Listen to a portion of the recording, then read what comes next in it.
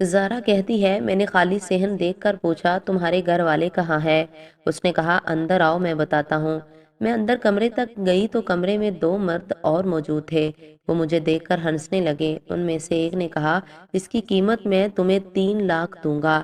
یہ سن کر میرے ہوش اڑ گئے اور میں تو چکرا کر گر گئی۔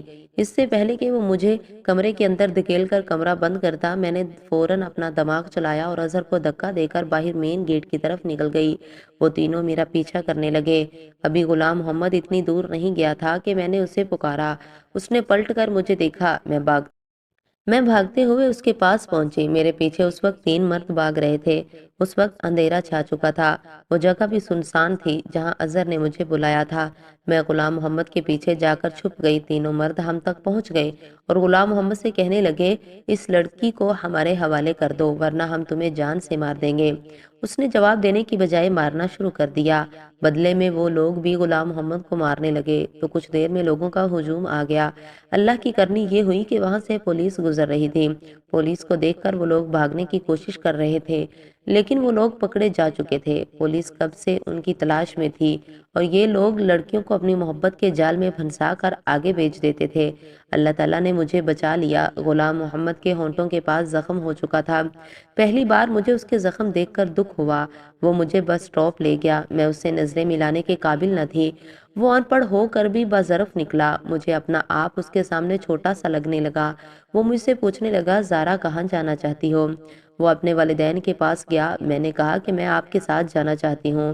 میری بات سن کر اس نے مجھے بڑی حیرت سے دیکھا۔ بس میں ہی شیشے کی چمک دیکھ کر اپنے ہاتھوں کو زخمی کرنے چلی تھی لیکن اللہ کا احسان ہے کہ بچ گئی۔ غلام محمد نے مجھ سے کوئی دوسرا سوال نہیں پوچھا اور مجھے گاؤں لے گیا۔ غلام محمد کی ماں نے فکر مندی غلام محمد تمہیں کیا ہوا ہے؟ وہ کہنے لگا بس سے اترتے ہوئے گر گیا تھا اس لیے چوٹ لگ گئی۔ زارا کہتی ہے یہ سن کر میں اپنے اندر بہت شرمندگی محسوس کر رہی تھی۔ میں نے اپنے شوہر کو کیا کچھ نہیں سنایا تھا لیکن اس نے میرے ساتھ اب تک بھلائی کی تھی۔ کچھ دن تو میں ہی اس سے نظریں نہیں ملا سکی۔ اپنے اندر خود کو لعنت ملامت کرتی رہی اور اب بھی آدھی روٹی کھا کر میرے پاس سے اٹھنے لگا تو میں نے اسے روک لیا۔ میں نے کہا آپ کھانا ٹھیک سے کیوں نہیں کھاتے؟ روزانہ آدھی روٹی کھا کر کیوں اٹھ جاتے ہیں؟ میری بات سن کر غلام محمد مجھے حیرت سے دیکھنے لگا۔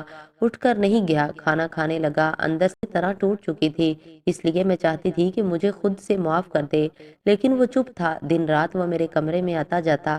ایک دن میں ہمت جمع کر کے اس کے سامنے بیٹھ گئی۔ میں نے کہا غلام محمد مجھے معاف کر دو، میں نے آپ کو سمجھنے میں غلطی کر دی۔ میں نے روتے ہوئے اپنی غلطی کا اعتراف کیا تھا لیکن وہ اب بھی خاموش تھا، کچھ نہیں بولا۔ اس نے مجھے چپ کروایا اور اپنا تکیہ اٹھا کر زمین پر سونے لگا۔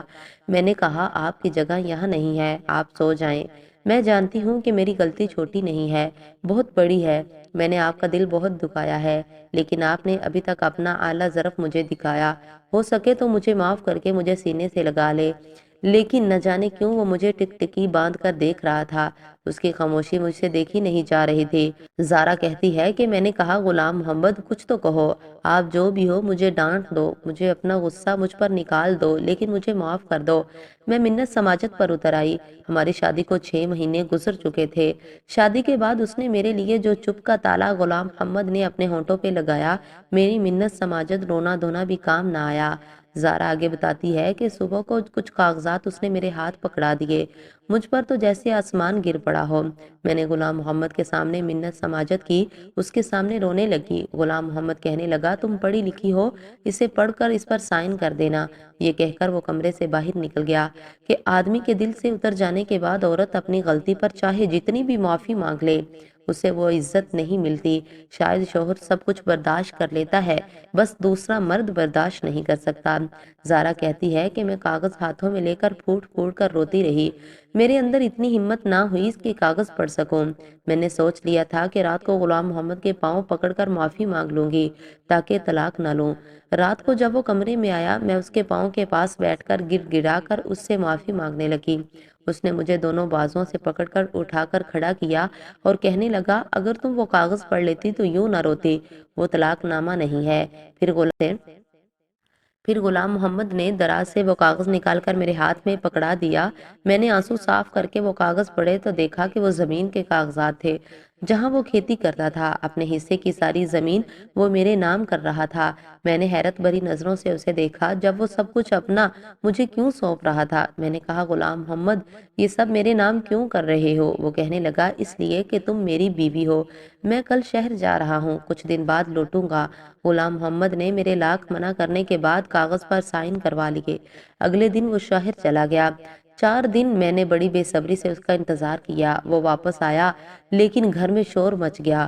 غلام محمد کی میت گاؤں آئی تھی، میری تو اس کا ایک شہری دوست اس کی میت لے کر آیا تھا۔ اسی نے بتایا تھا پچھلے 2 مہینے پہلے ہی غلام محمد کو معلوم ہوا کہ اسے کینسر ہے، وہ زیادہ دن نہیں بچ سکتا۔ کون سا غم اسے کھائے جا رہا تھا جو اس کی جان ہی لے گیا۔ مجھ پر غشی کے دورے پڑنے لگے۔ 2 دن کے بعد میں نے ہوش سنبھالا تو ایک خط مجھے میری ساس نے دیا، اور جو غلام محمد نے تمہارے نام لکھا تھا۔ یہ سن کر مجھے بہت تعجب ہوا۔ میں نے پوچھا، غلام محمد تو لکھ نہیں سکتا تھا، وہ تو ان پڑھ تھا۔ غلام محمد کی ماں کہتی تھی، کس نے کہا ہے کہ غلام محمد ان پڑھ ہے؟ گاؤں کے اسکول میں 10 جماعت پڑھی تھی اور اس کے آگے بھی پڑھائی کی تھی، اور ساتھ ہی ساتھ اپنے باپ کا بازو بھی بن گیا۔ میں تو یہ سن کر دنگ رہ گئی تھی۔ میں تو شادی سے پہلے کبھی گاؤں نہیں آئی تھی۔ خالہ کہنے لگی، تمہیں غلام محمد بچپن ہی سے چاہتا تھا۔ ماں، مجھے بھی آگے پڑھنا ہے۔ کل کو جب وہ میری بہو بنے تو لوگوں کے سامنے اسے یہ شرمندگی نہ اٹھانی پڑے کہ اس کا شوہر ان پڑھ ہے، جاہل ہے اور گنوار ہے۔ مجھے بھی یہ باتیں کسی ہتھوڑے کی طرح لگ رہی تھی۔ آج تک مجھے غلام محمد نے یہ نہیں بتایا تھا کہ وہ پڑھا لکھا ہے۔ میں نے وہ خط لیا اور پڑھنے لگی۔ اس میں لکھا تھا، زارا، میں نے آج سے میں پڑھا لکھا ہوں، کیونکہ تعلیم حاصل کرنا ہر انسان کا حق اور ضروری بھی ہے۔ پھر ان باتوں کو سب کے سامنے جتایا جائے تو یہ ضروری تو نہیں ہوتا۔ میں نے جب سے ہوش سنبھالا ہے اپنی ماں کو یہی کہتے ہوئے سنا ہے کہ وہ تمہیں اپنی بہو بنانا چاہتی ہے، اس لیے میرے دل میں تمہاری محبت بچپن ہی سے تھی۔ جیسے جیسے عمر بڑھتی گئی میری محبت، مجھے جب بھی یہ ماں کہتی زارا پڑھ رہی ہے تو مجھے بھی پڑھائی کا شوق ہونے لگا۔ جب وہ یہ کہتی کہ زارا کو کھانے میں یہ چیز پسند ہے تو مجھے بھی وہی چیز کھانے میں اچھی لگنے لگی۔ عشق کر بیٹھا، اس لیے شادی کی رات ہی سب برداشت نہیں ہوا۔ میں نے آج تک کبھی آنسو نہیں بہائے تھے، رونا تو بہت دور کی بات ہے۔ ہر حالات کا ڈٹ کر مقابلہ کیا تھا، لیکن اس دن تو میں ٹوٹ کر ہی رہ گیا تھا۔ مرد سب کچھ برداشت کر سکتا ہے، لیکن اگر لڑکی شادی کی پہلی رات یہ کہہ دے کہ وہ شوہر کی جگہ کسی اور سے محبت کرتی ہے تو شوہر کا اعتبار چکنا چور ہو جاتا ہے۔ میں بھی ٹوٹ چکا تھا۔ میں نے تم سے بھی محبت بہت ٹوٹ کر گئی تھی جب تم میرے سامنے اپنے عاشق کی وہ باتیں جس پر شوہر ہونے کے ناطے میرا حق تھا، لیکن میرا دل تو خون کے آنسو روتا تھا۔ تب بھی غم میں مجھے کینسر میں مبتلا ہو گیا، تب مجھے پتہ نہ چل سکا۔ میں نے اپنی ساری جمع پونجی تمہارے نام کر دی ہے کہ مرنے کے بعد تمہارے ساتھ کوئی تمہارے حق تلفی نہ۔ خط پڑھتے ہوئے میں نے یہ کیا کر دیا، کیوں کر دیا؟ میں نے سوچا سمجھا کیوں نہیں؟ میری حرکتوں نے میرے شوہر کی جان لے لی۔ میں رونے لگی۔ میری ساس مجھے دیکھ کر گھبرا ہی گئی، کہنے لگی، زارا ایسا کیا لکھ دیا ہے اس نے؟ کیا میں جواب دیتی؟ کیا کہتی کہ میں نے کیا کھو دیا؟ میں روتی ہوئی اپنے آپ سے کہا، تمہاری جگہ میں مر جاتی۔ غلام محمد، تم نے مجھ جیسے سے کیوں محبت کر لی؟ کاش کہ تم زندہ ہوتے تو تمہارے بدلے میں مر جاتی۔ میرے آنسو نہیں رک رہے تھے۔ زارا کہتی ہے کہ ایک دفعہ غلام محمد وفا نبھا چکا تھا اور ایک وفا کا کام میں کرتی ہوں، اور اب میں نے عہد کر لیا کہ میں بھی غلام محمد کی بیوہ ہوں، اور اپنے شوہر سے محبت اس کے مرنے کے بعد کی تھی۔ جب میں بیمار رہنے لگی مجھے اب یہ لگتا کہ غلام محمد کے انتقال کو چند گھنٹے ہوئے ہیں، جیسے اب میں نے خط پڑھ کر ہی رکھا ہے۔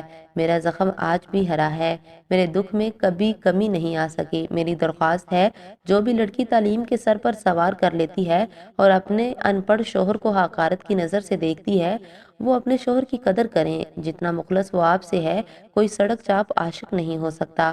کاش یہ بات میں نے پہلے سمجھ لی ہوتی تو غلام محمد آج بھی زندہ ہوتا۔